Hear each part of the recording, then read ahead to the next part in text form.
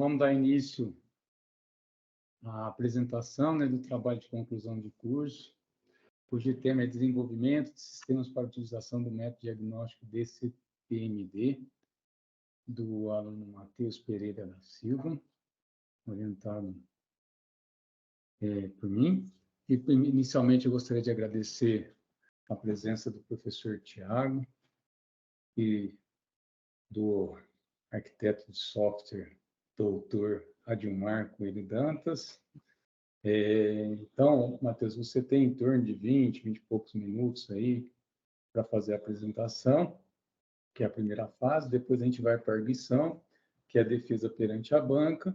E aí depois a gente tem uma reunião secreta para deliberar sua nota em relação, então, ao seu trabalho. Fique à vontade, vou passar a palavra para você. Combinado. Boa tarde a todos aí, né? Meu nome é Matheus, ele dando a iniciativa aqui, né, na defesa. Estou fazendo minha defesa aí do curso de bacharelado em ciência de computação, meu orientador, professor Dr. Marcelo Zanqueta, né? O meu tema aí é o desenvolvimento de um sistema para a utilização do método de diagnóstico DCTMD, né? São critérios de diagnóstico de disfunções temporomandibulares. Certo, aqui dando um pouquinho do sumário aqui, né? Mostrar um pouquinho da introdução aí, que seria o contexto e motivação. E para isso eu preciso explicar o que são as articulações tempomandibulares, o que são as disfunções tempomandibulares, que afetam as articulações, e por isso surgiu os critérios de diagnóstico das tempomandibulares. E isso tudo aí trouxe a nossa motivação para a criação aqui desse sistema, né, que trouxe a gente até aqui. Aí eu vou falar um pouco sobre o desenvolvimento, nossos resultados, conclusões, né? Vou acelerar um pouquinho aqui, porque tem muita coisa, né? Tá certo. Dando a iniciativa aqui, na introdução, aqui, botando no contexto, a gente tem nossas articulações tempomandibulares, que a abreviação é ATM. As articulações tempomandibulares, ela interliga a nossa mandíbula ao crânio. Então, a gente tem ela aqui do lado esquerdo e do lado direito do nosso rosto aqui, né? A gente pode ver apalpando aqui mesmo o rosto. Elas são duas articulações vitais para o corpo humano, que elas possibilitam essa abertura e fechamento da boca aqui, né? Então, ela praticamente é ela que interliga mesmo, né, a parte de baixo do crânio com a parte de cima. Então, ela é essencial aqui para basicamente tudo ali do ser humano, né? Impacto na qualidade de vida. Ela que atua aqui na nossa fala, na mastigação, no engolir, né? Até em expressões faciais aqui ela atua. Ela é muito complexa, que ela permite movimentação em dois eixos. O que significa isso? A gente pode abrir e fechar a boca, a gente pode ter a movimentação lateral do queixo e a gente pode fazer o queixo para frente e para trás. Então, isso tudo aí são essas articulações aí tempomandibulares que atuam em todos esses movimentos, né? E aqui eu tenho duas imagens para exemplificar um pouquinho melhor, né? Aí aqui a gente, na imagem da esquerda, a gente consegue ver onde ela fica localizada aqui, é bem na conexão aqui mesmo da nossa mandíbula com a parte de cima do nosso crânio. E aqui do lado direito eu tenho um pouquinho mais já dos músculos que ficam redores, né? O masseter e o temporal aqui, que estão diretamente envolvidos aí na TM, né? E são impactados aí pelas DTM. Aqui já entrando um pouco na DTM, que são disfunções temporomandibulares. As disfunções são distúrbios que afetam as condições da DTM, dos músculos, mastigação e também os tecidos associados. O que seria isso, né? São coisas que acabam limitando, impossibilitando, dando limitações em movimento, né? Por conta de dor ou travamento aí da mandíbula, né? Por conta dessa articulação aí. E aí isso pode causar dores aí nos músculos associados aí em volta, né? Da nossa mandíbula, nos tecidos e também articulações. Aí ela afeta funções básicas, né? E, consequentemente, qualidade de vida, porque ele não consegue abrir a boca totalmente, às vezes ele consegue ter uma limitação ali, ou às vezes ele não consegue fechar, ele abre, mas ele tem dificuldade para fechar e precisa fazer alguma coisa. Então, isso causa muito desconforto, dor, limitações, tem ruído pelo fato de ter músculos da mastigação muito perto do ouvido aqui, né? Então, acaba tendo muitos problemas de ruído. A gente tem os estralos, né? Porque ela é uma pecinha que fica encaixada aqui, então ela acaba dando esse estralo aqui que pode causar dor. Isso pode causar tontura, dor no ouvido, e aí a gente entra diversas outras coisas. Tem enxaqueca, né? E isso aí pode prolongar por muito tempo. Essas dores, elas geralmente assim são constantes assim, né? E alguma coisa bem comum, aí a gente traz esse dado importante aí, né? Que ela afeta cerca de 12% da população mundial e predominantemente entre pessoas de 20 a 40 anos. Uh, certo, e como que a gente aí dá um trato nisso, vamos dizer, né? A gente tem a parte do autocuidado aí, que é a aplicação de calor localizado, né, para diminuir dor, acupuntura aí também para diminuir dor, e a parte de fisioterapia aí para ajudar essa reconstituição, assim, vamos dizer, dos movimentos, né, para tentar aí minimizar a dor e reaprender os movimentos aí da mandíbula. Aí a gente tem a parte de medicação aí para fazer a parte controlada aí de dores também, né?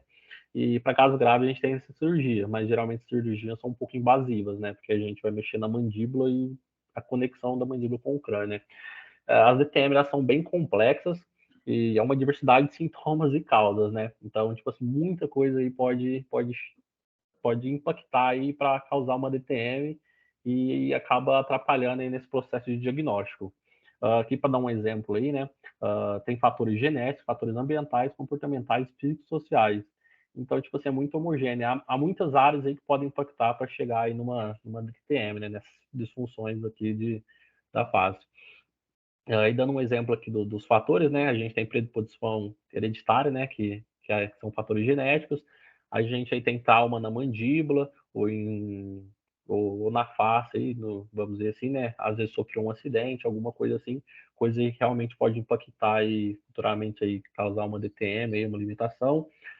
A gente tem partes comportamentais aí, né? Esse apertar e ranger dos dentes aí.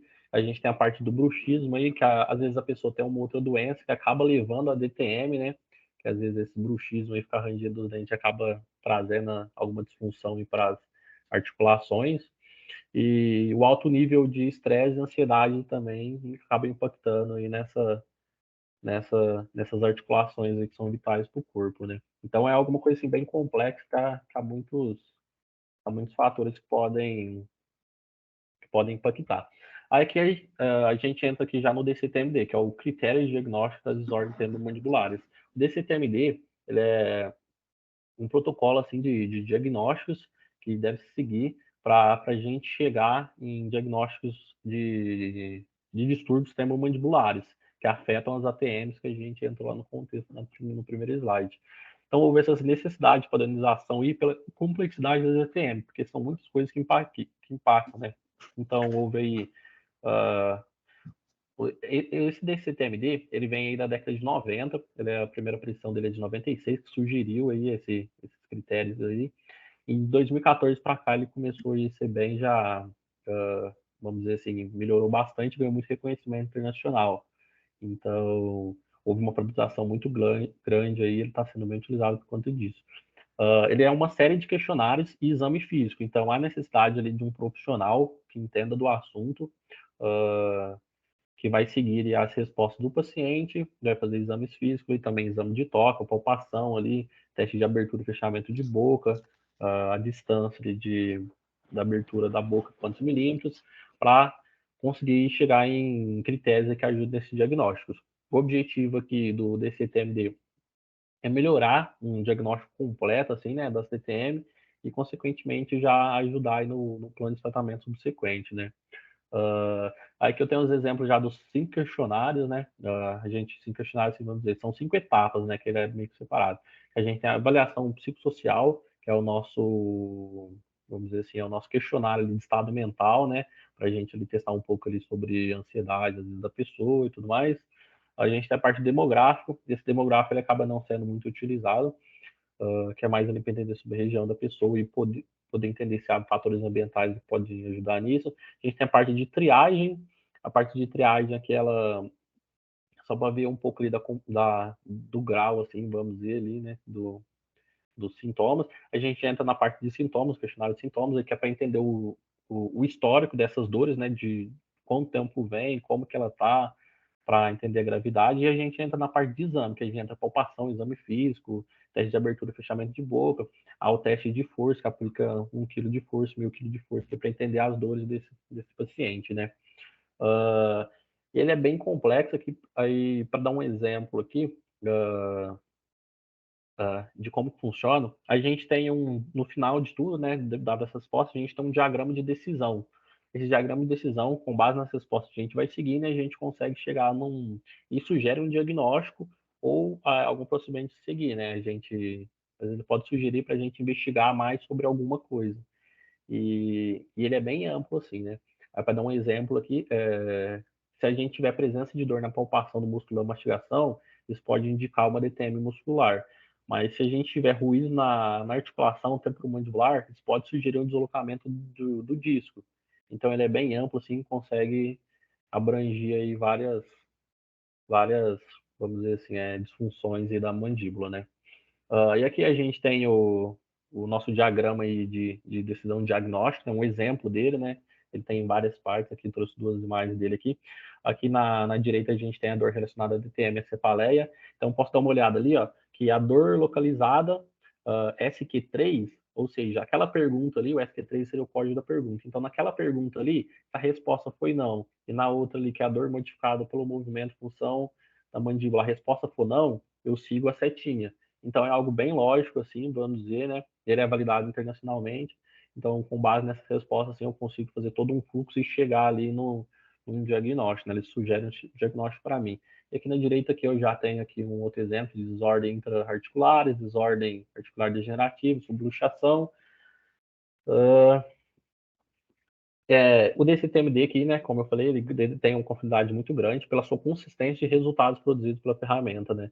Então, houve muito teste aí e ele acabou mantendo essa consistência aí de resultado, assim, durante o tempo. E acabou ganhando essa confiabilidade e reconhecimento internacional por conta disso, né? Porque ele consegue distinguir entre diferentes tipos de ETM e também aprofundar a gravidade delas, né? Ele também trouxe um benefício que é a priorização em clínicas e pesquisas, né? Porque antes tinha muita, vamos dizer assim, primeiro que tinha muitos fatores que podiam impactar e cada um usava uma forma ali de aplicar isso, de tentar chegar nessa DTM. Então, ele trouxe essa padronização tanto para a clínica quanto para a área de pesquisa para chegar nessa DTM. Então, todo mundo começou a falar a mesma língua, de repente, internacionalmente, as pessoas começaram ali a se ajudar com base nessa DTM, né? E todo mundo começou a contribuir mais ainda para esse critério de diagnóstico aí das DTM, né? E aqui um pouco da motivação, né? Que o DCTMD, a aplicação dele é manual, porque eles são 5 questionários, né? Então, ele tem essa aplicação manual. No final dele lá, a gente tem aqueles diagramas que ele vai seguindo com base nas respostas. Então, ele fica voltando na resposta, vai lá, olha, sim, sim. Então, eu sigo a setinha para cá. Então, a aplicação dele era manual, o tempo de aplicação era muito longo, a complexidade da leitura da resposta era alta. Por exemplo, eu preciso ver se a resposta da pergunta 1 e 13 foi não. Eu preciso voltar na página, olhar 1, 13 foi não. Tá, eu volto lá e olho. E isso acaba deixando suscetível a erro humano, né? Então, ele pode olhar lá que é não e não, e de repente ele vai para a setinha para outro lugar onde era sim e não. Então, isso aí acabou aí abrindo essa oportunidade aí para a gente, né? Então, a gente trouxe essa oportunidade aí, que foi a necessidade de uma solução digital, seria digitalização aí desses questionários. E o que isso traria de benefício? A gente teria o menor tempo de aplicação, que seria mais rápido ali, vamos dizer assim, as respostas ali já estariam na cara. Há perguntas ali que não precisam ser respondidas, então a gente já nem mostra caso ela não precisar ser respondida, e a gente tem o resultado diagnóstico instantâneo ali, né? Com isso a gente ganha confiabilidade nas respostas do processo, essa confiabilidade seria só na resposta que ela já foi dada. A gente não consegue garantir se o paciente ele respondeu é verdade, mas a gente consegue garantir que aí a resposta que está sendo usada lá no diagrama realmente é aquela lá que ele respondeu, né? E a gente tem um histórico de atendimento, exames e diagnóstico desse paciente, né? Que trouxe essa oportunidade aí de às vezes o profissional entrar ali, ver o paciente, já tem um histórico dele, já consegue, às vezes ele decide que nem precisa mais de outro diagnóstico, porque com base no histórico desse paciente já consegue já dar um parecer. E nosso objetivo geral aqui, né, é desenvolver uma plataforma web, implementar o protocolo desse TMD de maneira digital e eficiente, com possibilidade de revisão rápida e obtenção de resultados imediatos. Esse foi o nosso objetivo geral. Aqui já falando do desenvolvimento, né, é um sistema web desenvolvido para web e adaptado para o mobile, pela responsividade ali da aplicação web, né? A gente utilizou React.js, que é um framework que foi desenvolvido pelo Facebook, surgiu aí no meados de 2013, e desde então vem ganhando mercado. E esse front-end conversa com o nosso back-end através de chamada HTTP, né? Então, o nosso back-end aqui é a nossa camada de comunicação entre o nosso banco de dados e o front-end. Assim a gente consegue garantir integridade e segurança dos dados, né? Dado que o front-end ali fica no cliente, ele não consegue fazer operações direto no nosso banco. E aí quem garante tudo isso aí é o nosso back-end. A gente utilizou o Node.js Express, o Node.js ele é de 2009 aí, que é um interpretador aí de código JavaScript. O Express é o que permite nossas conexões HTTP aí, né? Que faz nossa API aí, vamos dizer. Nosso banco de dados a gente utilizou o MongoDB, que é um banco orientado a documentos no SQL, ele é não relacional. A gente optou pelo não relacional pelo fato de há questionários que a gente não precisa responder, então há dados que a gente não precisa que fique lá dentro do objeto do questionário, do formulário, do usuário. Porque antigamente, quando a gente estava fazendo SQL, a gente tinha uma quantidade enorme de colunas, né? E estava dificultando aí a gente fazer uma consulta ali para tentar seguir o protocolo de diagnóstico. Então, a gente aí fazendo no SQL, a gente conseguiu diminuir a quantidade de dados, dado que há perguntas que não precisam estar lá, e conseguiu facilitar aí essa manipulação de dados, né? Nosso servidor, a gente hospedou em cloud, né? Ele está na Amazon, o nosso front-end que está na S3, Simple Storage System, e o nosso back-end está no Lightsail. Aí um pouco mais sobre as funcionalidades já. A gente tem a parte de cadastro de pacientes, registro de dados do paciente. Quando eu digo dados aqui é um pouco mais sobre o paciente em si, né? E o histórico de diagnósticos dele. Então, e também permite criação de questionários que vai levar nesses diagnósticos e a gente vai manter esse histórico. A gente tem a revisão e validação de questionários que já foram respondidos, às vezes respondeu errado, precisa revalidar, alterar alguma resposta ali, ou o paciente ali resolveu mudar a resposta de última hora, então ele pode alterar isso. Isso vai sim alterar o diagnóstico. E uma premissa que a gente seguiu foi ter uma experiência intuitiva a todo momento ali para facilitar as respostas do formulário e melhorar a experiência de atendimento do paciente em clínica, né? Dado que a gente tentou minificar o mínimo a chance de erro possível para melhorar o atendimento. E nossos resultados, a gente obteve uma plataforma web, né, com a aplicação dos questionários de diagnóstico, a gestão de pacientes, gestão do histórico de atendimento e diagnóstico, gestão de acesso de colaboradores. Um administrador consegue colocar mais pessoas ali para ajudar ele a criar novos questionários, e um administrador pode gerenciar tudo isso. E, claro, seguindo a premissa que a gente colocou lá no começo, né, que seria de maneira intuitiva, fácil, usabilidade para diferentes tipos de usuários, né? Sempre minificando a probabilidade de erro ali do usuário na hora de preencher. E aqui a gente tem já o nosso site, aí eu deixei o link de acesso aqui, então clicando aqui, ó, eu já vou cair nele. Esse aqui é aquele que está hospedado na Amazon, na Cloud. Então aqui eu tenho uma página inicial, aqui embaixo eu tenho um pouco sobre o nosso sistema em si, né? Explicando aqui para quem quiser utilizar ele, a gente está deixando ele online, né? E se eu clicar aqui, né? Ele cai aqui no formulário de contato, a pessoa pode entrar em contato com a gente e a gente dá um acesso para a pessoa para ele poder usar, né? Então, clicando aqui na tela de login, eu caio na tela de login do nosso sistema. Aqui eu tenho a parte de esquecer o senha, né? Então, eu posso recuperar a senha caso eu quiser. Vou logar aqui rapidinho para ter a opção de usar minha senha aqui. Aí, logando aqui, eu caí na tela de dashboard, né, que é a nossa página inicial. Ele fala o total de pacientes que eu tenho cadastrado, tenho 10 pacientes, então um total de 39 diagnósticos já feitos, 7 diagnósticos estão pendentes. Pendentes significa que eles não foram finalizados, eles estão, vamos dizer assim, em andamento. Validados eu não tenho nenhum, e total de colaboradores aqui que podem criar diagnósticos, eu tenho um número de 39. Aqui em cima eu tenho a opção de perfil e sair. Se eu clicar em perfil, eu vou cair lá na tela de perfil, né? Se eu clicar em sair, eu faço logout. Aqui eu termino o lateral. Eu dei tela de pacientes, diagnósticos já foram realizados, colaboradores, perfil, termos de condições. Se eu clicar em perfil aqui, eu caio nessa tela que eu posso alterar meu próprio perfil. Aqui me fala meu nome, meu e-mail, meu tipo, que é o tipo de administrador, minha unidade, que é o HC da UFO. Essa unidade aqui, vamos dizer assim, que a gente criou containers da aplicação. Então, aqui o HC da UFO quando eu entro nessa unidade aqui, eu só vou ver meus pacientes, e se eu sou um administrador, eu só ver os colaboradores dessa unidade. Se amanhã o HC de outra universidade quiser criar aqui, é criada uma outra unidade e ele vai ver só os pacientes da unidade dele. Então, por mais que os dois estão usando a mesma plataforma, o mesmo banco de dados, um não vai interferir em dados do outro e vão ver só os dados que eles podem ver, né? Então já funciona dessa maneira. Eu posso alterar a minha senha e dar uma exemplificação aqui do responsivo, né? Vou mostrar aqui que funciona mesmo no mobile. Então, aí eu tenho a tela de colaboradores, né? Que é quem pode ajudar. Eu posso editar, posso excluir, posso adicionar um novo. Eu seleciono o tipo, se é um administrador colaborador, senha, e-mail. Aqui eu tenho a tela de diagnóstico realizado, né? Então eu tenho a lista de diagnóstico, tem quem foi o paciente, quando ele foi feito esse diagnóstico, se ele foi finalizado, se ele foi validado e quem foi o autor que criou esse diagnóstico do paciente. Eu posso excluir ele, eu posso visualizar o resultado aqui, né? Eu cliquei aqui, eu vou cair nele lá. Então esse aqui foi o resultado daquele lá que foi feito, né? Esse que já foi finalizado. Então, esse que foi o resultado dele, uma subluxação, e ele pediu para investigar outros diagnósticos de dor, né? Eu tenho a tela de pacientes aqui. A tela de paciente me permite buscar. Deixa eu ver o tempo aqui. A tela de paciente me permite buscar os pacientes, criar paciente. A gente tem validação de documento aqui. Tem validação de telefone. E aqui a gente pede poucos dados, mas possivelmente a gente permite ela ter mais dados.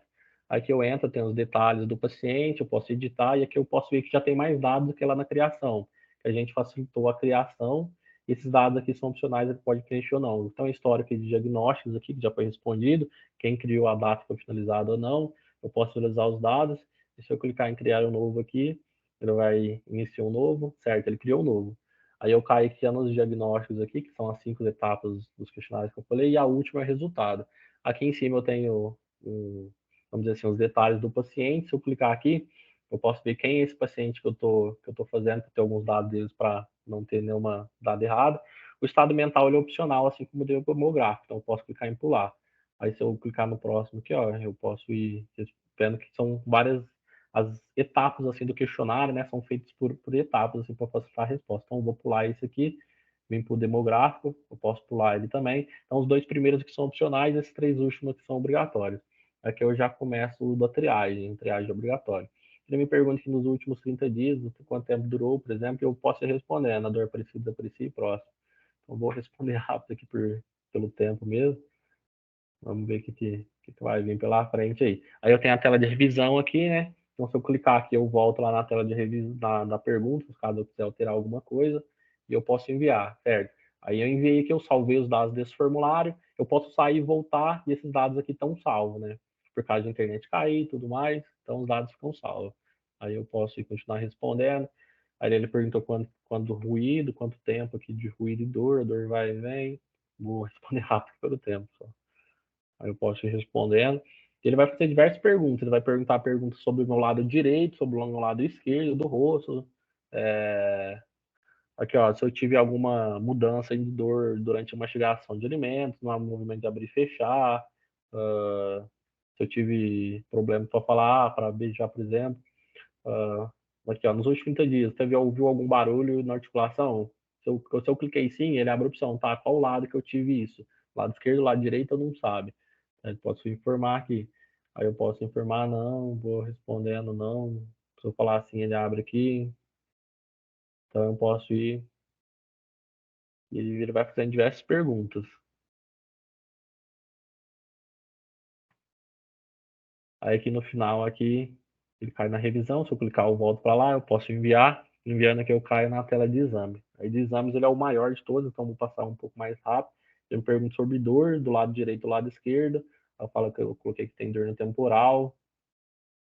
Aqui ele me pergunta também, e ele vai perguntando do lado direito e do lado esquerdo. Aí aqui a aplicação é feita por um profissional, então aqui a gente tem algumas coisas que são bem específicas, né, como a trespasse horizontal e incisal, né, quantos milímetros aqui ele consegue fazer, né, direita e esquerda. Então aqui eu vou passar rápido aqui só para... Aqui a abertura sem dor, qual que é a medida da abertura sem dor, né, no movimento. É assistida e não assistida. Uma é só o paciente fazendo e a outra é o profissional ajudando ali, né, durante a abertura ali para fazer esse teste. Essa aqui ele é bem grande. Aí ele sempre faz o lado esquerdo e o lado direito, né? Então, esse aqui são, se não me engano, eles são 3 etapas de perguntas, né? Então, vou mostrar bastante coisa aqui. E aqui, ainda assim, ele acaba, a gente pode ver que como ele é longo, a gente já pode imaginar o quão complexo ele era numa resposta manual, né? Então, só a parte do cansaço físico ele já poderia deixar mais suscetível a erro humano, né? Então, botando assim para tudo aqui. Aí que a gente tem um teste aqui já aplicando 1 kg de força, né? Do lado esquerdo aqui da TM dos músculos de palpação, né? Aí aqui é para a gente ver dor. Aí aqui a gente já tem se a gente teve dor referida, dor familiar, cefaleia, dor do masseter. Então o questionário ele é bem amplo. Vou tentar o mais rápido possível aqui. Dor referida, dor familiar, submandíbula, no tendão temporal. Isso aqui que eu estou respondendo, como posso ler em cima, é do meu lado esquerdo. Agora, ver as respostas para o lado direito. Então, aí depois que eu respondi essas do lado direito aqui, eu já vou para a revisão. Na verdade, antes da revisão, eu tenho um comentário, né? Então, eu posso adicionar alguma observação nesse questionário. Eu já caio no resultado e aí finalizou o diagnóstico, né? Então, aqui eu falando que eu tive estralo, falei que tive dor com estralo, crepitação, o paciente relatou, dor com estralo, dor familiar, respondendo tudo aqui mais rápido possível. Aqui já está acabando, acredito que é mais uma só. Botando assim para tudo, dor referida, dor familiar, dor masseter no corpo, a inserção do masseter, que são as partes do masseter, 1 kg de força aqui, meio quilo de força. Ui. Certo, observações aqui, posso falar qualquer coisa, e aí eu já caio na revisão eu já posso enviar, e aí dando aqui, ele já vai fazer o cálculo aí, e aí, como houve muito assim, aí a gente chegou aí que ele pediu para investigar outros diagnósticos aí, né, e sem subluxação. Então aqui a gente conseguiu finalizar esse diagnóstico, se eu quiser finalizar aqui, eu volto lá para a tela do paciente já. Aí voltando para a nossa apresentação, passando rápido por cima aqui, eu não sei se tem tempo ainda. A gente, como trabalha futuro, a gente pensa aí, como a gente tem uma base de dados muito aberta aí, muitos dados aí que a gente consegue gerar, a introdução de machine learning aí para a gente estudar mais sobre esses dados, às vezes conseguir contribuir mais sobre esse protocolo diagnóstico aí, informar mais padrões, mais dados aí, que acaba contribuindo mais ainda na assertividade desse TMD. Um trabalho futuro aí bem interessante é o teste em campo, para a gente fazer a estimativa de percentual de tempo que a gente vai ganhar utilizando a plataforma digital e a plataforma e ele manual, né? Porque como vocês podem ver, no digital ele já demora, imagina a gente fazendo isso tudo manualmente, né? Então a gente consegue futuramente fazer esse estimativo de melhora de ganho. E melhorar ainda mais a usabilidade, deixando cada vez mais rápido o processo de diagnóstico mais assertivo, né? Com base nesse estudo de machine learning. Aí são algumas considerações digitais, né?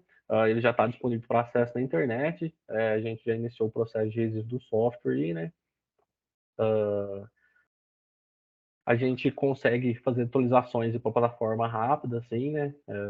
Como ela já está ali na internet, a gente pode subir um recurso para funcionalidade nova ali, só subindo uma nova versão para a AWS. E, e o DCTMD aí, como geral, assim, né? Contribuiu bastante para o meu, vamos dizer assim, alguns conhecimentos durante a graduação e entender um pouco mais de conceitos aí, até um pouco dentro de outras áreas aí, né? Até dentro da área de pesquisa. Um pouco de agradecimento aí ao Marcelo, né? Que teve aí 2 anos aí, um pouco mais aí, talvez aí, junto aí. Teve muita paciência aí para a gente realizar esse trabalho, do trabalho. Agradecimento aos colaboradores, né? Que o pessoal que ajudou aí também com auxílio de tecnologia, organização do trabalho. Agradecimento também ao professor que é o doutor Paulo César Sinamoto, e o doutorando, né, que é o Duvaldo Campos. Os dois aí são da Faculdade de Odonto e ajudaram a gente bastante nesse entendimento aí do protocolo desse TMD, né? Então aqui finalizou.